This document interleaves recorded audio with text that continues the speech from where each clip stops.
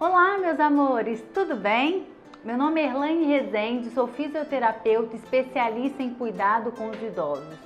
E você, idoso, se movimenta? O assunto de hoje é se movimentar. Como anda a sua vida com as atividades físicas? Anda de bem ou anda de mal? No dia a dia, a gente tem que pensar que o nosso corpo é como uma engrenagem. Vamos pensar assim, ó. Na sua família, você, alguém, tem um relógio de dar corda? Ou aquele relógio de parede que você puxa que sai o passarinho, sabe? Ou então aquele relógio de pulso que você vai lá e dá corda. E ele funciona o dia inteiro numa boa. E você dá corda de novo e ele funciona. Assim é a nossa vida. A gente nasce, é bebê, vira criança, adolescente, adulto e idoso. E essa engrenagem da vida deve ser todos os dias estimulada, dada a corda. E como que a gente faz isso? Se movimentando, fazendo exercício, estimulando o cérebro. E aí quando a gente é criança, nossa, vitalidade em pessoa, né? Corre pra lá, corre pra cá, não para, pensa um monte de coisa, aprendendo muita coisa. Nosso corpo tá cheio de líquido, né? E é muito importante o líquido no corpo. Nosso metabolismo tá 200 por hora e aí a gente vai envelhecendo. Com o passar do tempo, esse metabolismo vai diminuindo, a quantidade de líquido igualmente, as lubrificações das articulações também, a força também diminui, tudo vai reduzindo, lentificando. E aí a gente tem duas opções na vida. Ou você acompanha isso e tem uma velhice cheia de dor, imóvel, ou você fala, opa, sai daqui, quero movimentar, quero mudar essa história que vai acontecer dessa forma e fazer com que eu envelheça com saúde. E como eu posso fazer isso? Uma boa alimentação, fiz um vídeo super bacana sobre esse assunto, vou colocar o link aqui para vocês poderem visualizar. Fazer atividade física é importantíssimo, mas qual, Erlaine, a que você mais gostar? Existem grupos de idosos, homens ou mulheres, que jogam basquete, que jogam futebol, que fazem hidro. Se preocupem em associar o exercício a alguma doença que você tenha. Eu adoro jogar futebol, mas tenho um problema sério no joelho, então não dá. Opte, de repente, pela hidroginástica, pela hidroterapia. Fazer a fisioterapia com o fisioterapeuta te monitorando, te ajudando é muito importante também. Quando a gente faz exercícios físicos, o nosso corpo se transforma, aumenta o metabolismo, automaticamente vai diminuir o peso, vai aumentar a circulação, o coração vai funcionar melhor, porque ele vai ter mais força para o bombeamento. Ocorre a liberação de um hormônio, que é o hormônio da felicidade que a gente fala. E isso tudo contribui para que você tenha saúde.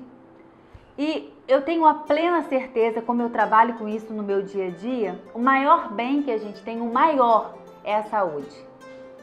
Você pode ter muito dinheiro, mas se não tiver saúde, de nada adianta.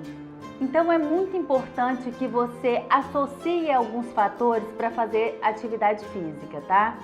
Primeiro, olhar a mobilidade desse idoso, né? Como que ele está, se ele anda, se ele tem equilíbrio, se ele consegue fazer as atividades sozinhas ou se ele precisa de um auxílio. Como é que está a visão desse idoso? Porque ele tende a ficar com uma visão mais central, ele perde um pouco a periférica.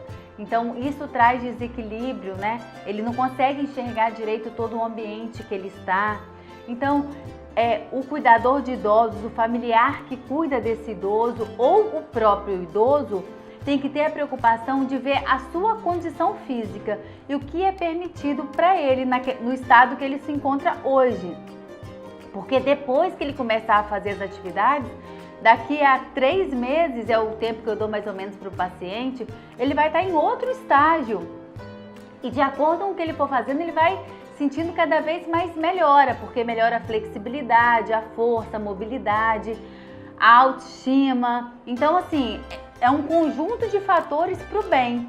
Então, por que não fazer? Eu acompanho hoje 2 famílias que têm pacientes que são idosos que não estão melhores por excesso de zelo.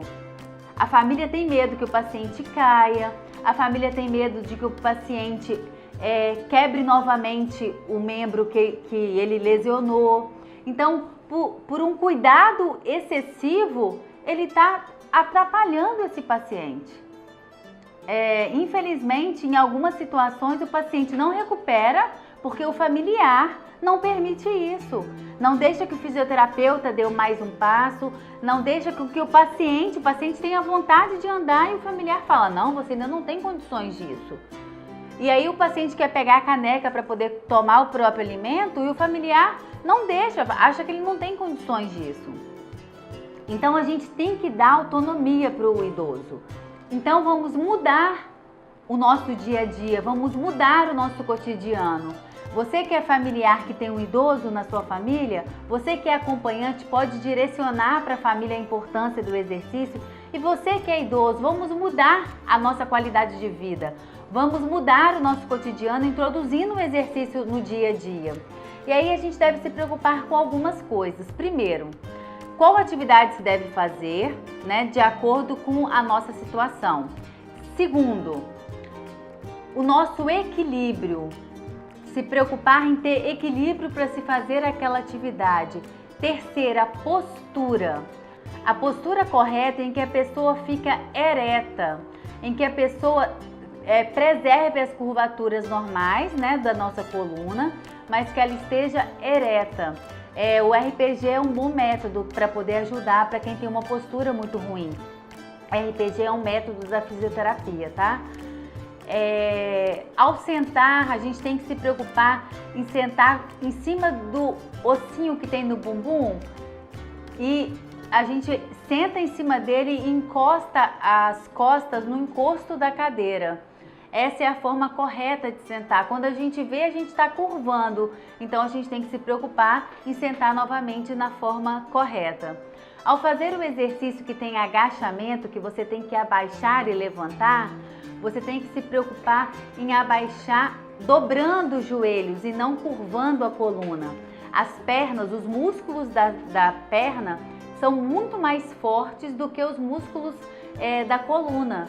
Então, a possibilidade de lesão para quem curva o corpo todo é muito maior de causar uma hérnia, uma lombalgia, do que a pessoa que dobra os joelhos. E depois de fazer atividade física, ter um dia super agradável, né, com a família, vendo televisão, fazendo o que você gosta, fazendo crochê, enfim, chega a hora de dormir. E o sono deve ser reparador. E uma postura correta influencia muito. De uma forma geral, todo idoso, toda pessoa deve dormir ou de lado, com a perninha dobrada e os braços também. Aí pode ser para um lado ou para o outro, né? Você vai virando. Ou de barriga para cima com um triângulo ou um apoio debaixo dos joelhos, para poder estabilizar a coluna. Essa é a forma correta de dormir, para não trazer lesão para o paciente, para a coluna dele principalmente, né? E o travesseiro também, ele deve ter a altura entre a orelha e o ombro. Não pode ser nem muito alto, nem muito baixo, senão perde o alinhamento da coluna, ok? Espero ter ajudado a vocês e se preocupem a partir de hoje mudar a postura, o cotidiano de vocês, porque a partir daí vai chegar aos 90 com carinha e corpinho de 30. Então, se movimente, mude o seu estado físico e mental.